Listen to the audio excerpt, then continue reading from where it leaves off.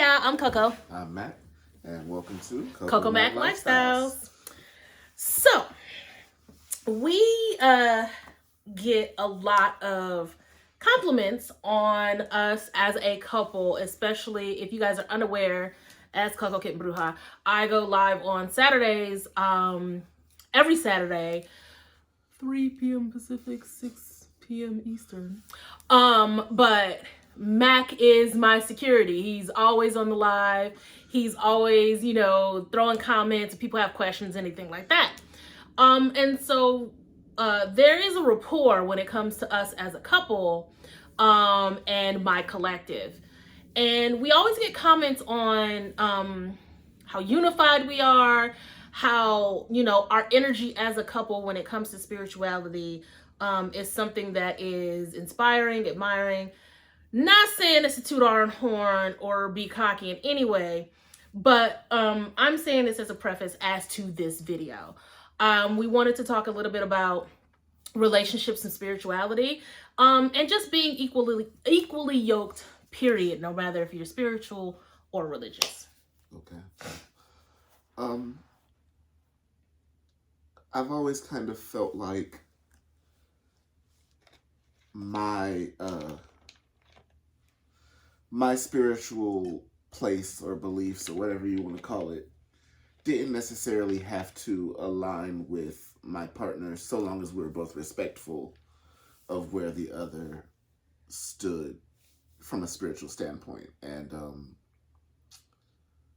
previously I had a very serious crush on a woman who was very, very, very Christian.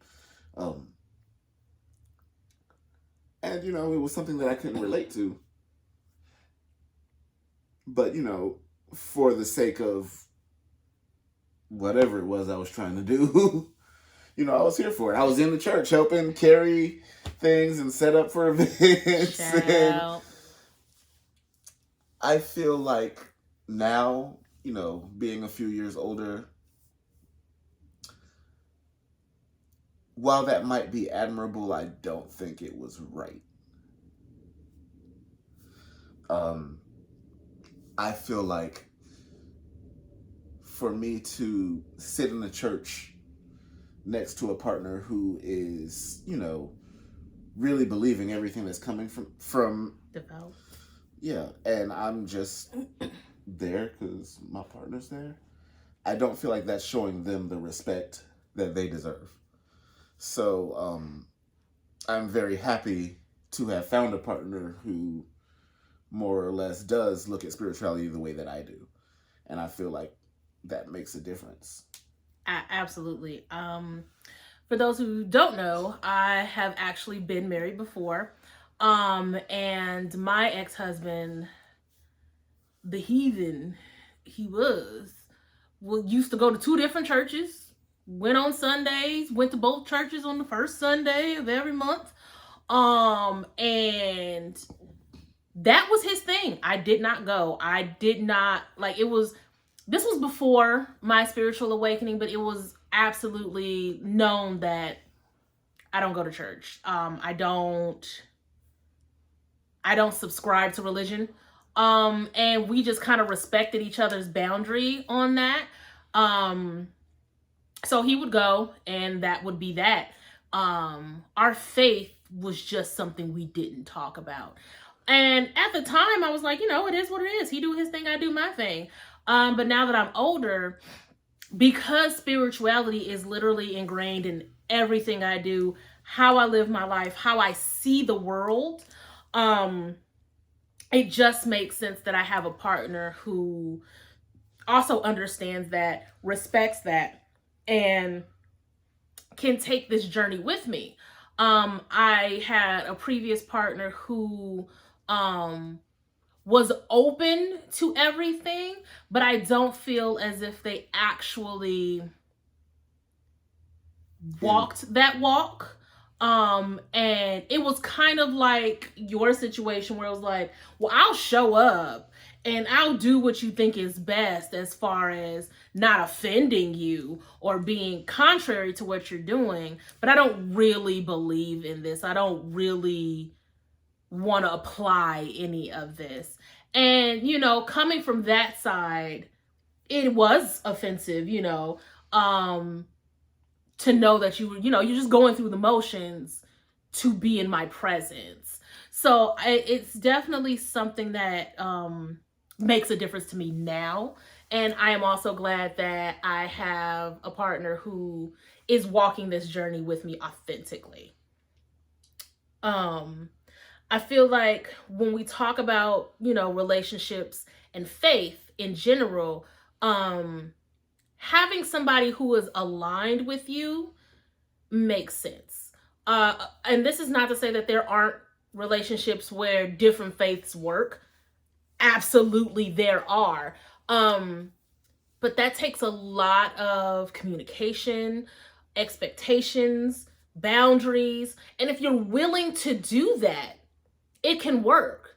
But if you're not willing to meet each other halfway and give 100%, to commit to living the two different, faiths, you're going to be met with opposition. I feel like that was one area where, I was definitely would have been wrong, had I pursued that relationship, because yes, I was willing to show up at church and, be this church going person, but there was never a discussion about me not being Christian. Like, it was just kind of something that I kept quiet, and just show up. So, that having that level of communication, which is something that we preach all the time about everything, mm-hmm. it definitely needs to play a role here too, because while I didn't say, hey, yeah, I believe what you believe, right, it was still kind of dishonest to place myself in that position, mm-hmm. as if I did. So, learning. Yay. Listen, it's about accountability, which is what I was about to go into.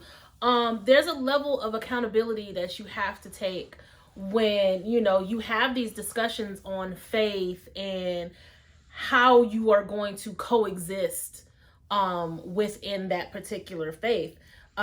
Because let's say if one of us were Christian and the other was spiritual and we wanted to try to make this work, I have to be accountable to respect whatever traditions, whatever belief systems he has. Now, I don't have to allow those beliefs to offend me or interfere with my faith, but there is an accountability of respect that I have to have for him. Now, the problem is, if his faith offends mine or belittles mine, and there is a constant battle between, why can't you just, like, the moment that comes out, it's a wrap, right? Now, I'm gonna put you on the spot, babe.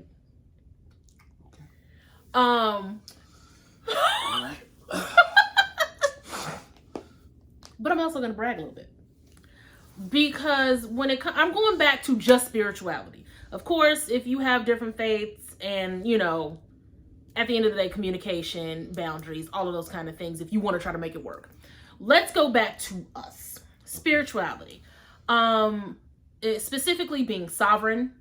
And also the emotional intelligence that comes with being a spiritual being. As a woman in spirituality,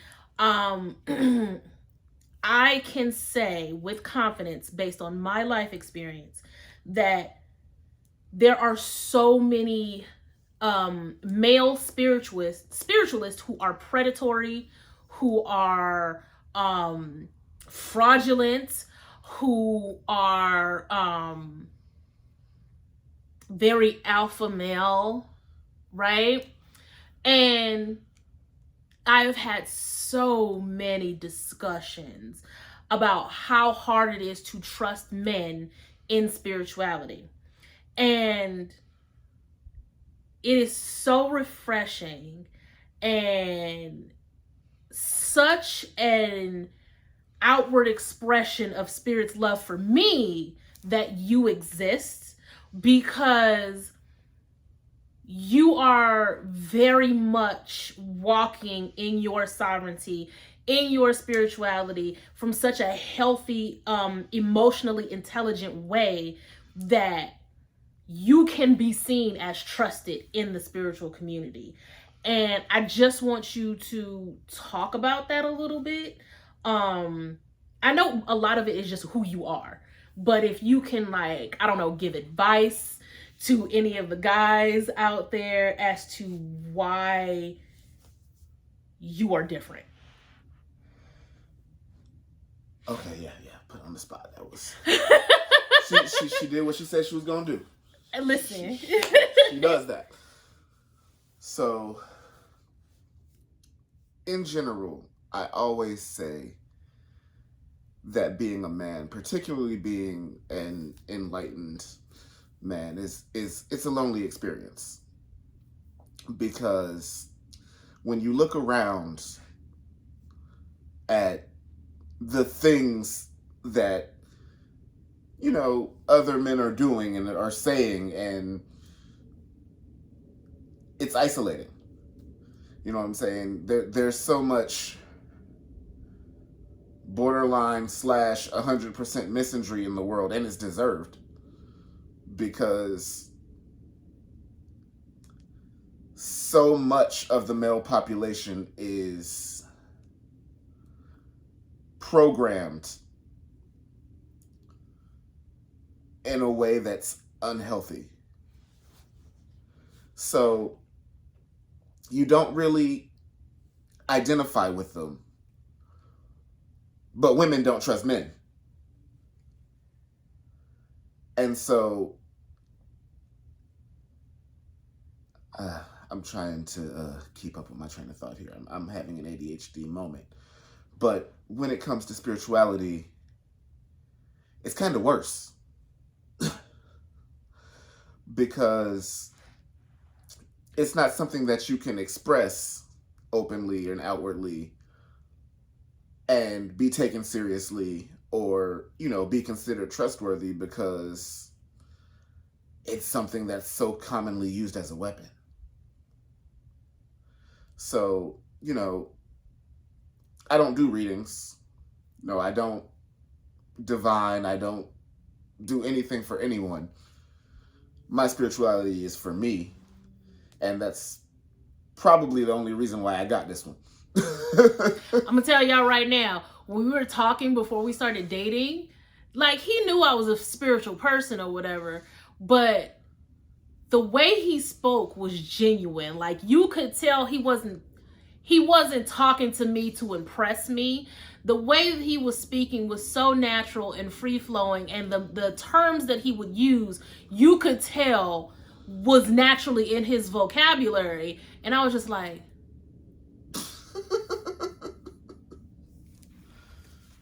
you know what I'm saying? So that's how he got me. So, you know, for men who are going on a spiritual journey, I feel like it's important to say, don't boast about it. You know, make sure it's for you, because the second you try to use it as an advertising tool, or, you know, something to attract the attention of others, it's no longer yours. And once you make it yours, people are going to see it, and you won't have to advertise. So I guess that's the message that I was trying to get to before my brain went over there. Yeah. Honestly,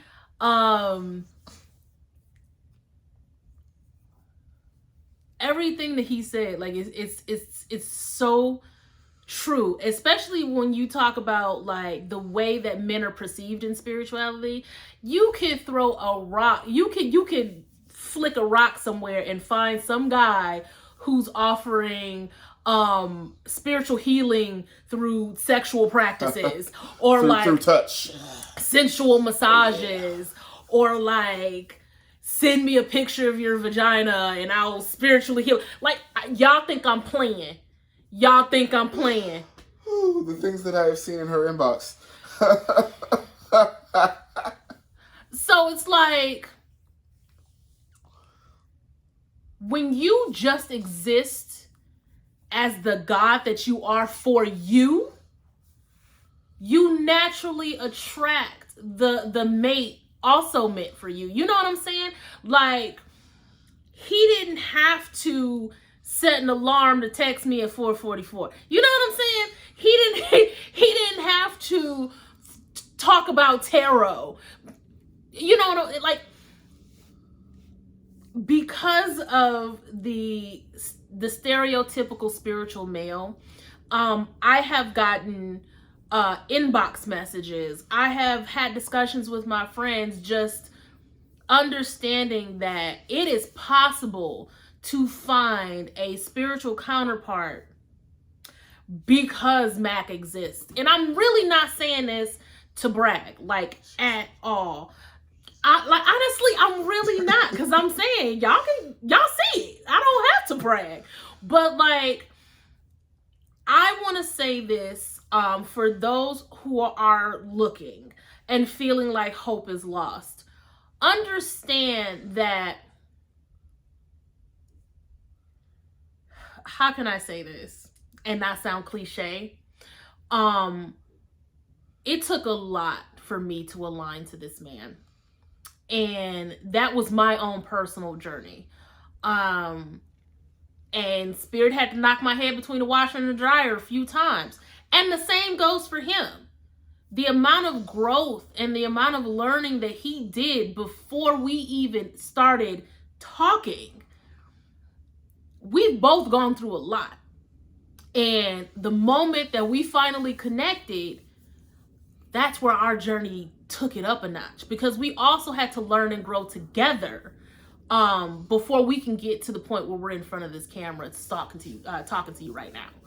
So I want you to understand that if you're feeling lonely, if you feel like you'll never find your divine counterpart, you'll never find someone that could match your frequency or even be above your frequency, and you have something to aspire to. Because there are days where his frequency is higher than mine, and there are days when my frequency is higher than his. And we just continuously have to meet each other depending on the day. But understand that it's all part of your alignment, right? And I had to unlock a lot of achievements to get to this one, and vice versa. So continue on your journey. Don't feel like hope is lost. Don't feel like you'll never have. I'm going to tell you right now, I spent 2 decades of my life feeling like the love that I thought was possible, just not for me, until I met this man. And it took almost 2 decades. You see what I'm saying? So don't feel like hope is lost, and don't feel like you can't have what you feel you deserve. And don't try to mold somebody. Oh my God. Or mold yourself. Oh Either my God. one. Yeah. Yeah, we've both been guilty of both. It don't work out. It never works out. Live your life authentically. Be as authentically you as possible. I saw a great meme that says, if somebody makes you feel like you have to hide your stuffies, they're not the one for you. Like, live authentically. Doesn't matter the gender, live authentically. And who you're meant to be with will see you for you out the gate. Yeah, that's the message. Yeah. Yeah, look, I'll get into coach mode in a minute. But we really just wanted to have this video to kind of touch on, some of the compliments we've been getting, some of the things that we've been seeing, and, just kind of throwing it out there that it is possible. It is possible for each and every one of you, and we are rooting for you to have that. 100%. Yeah. And you know the sex is bomb. No, press the button. Damn it. All right, bye, y'all.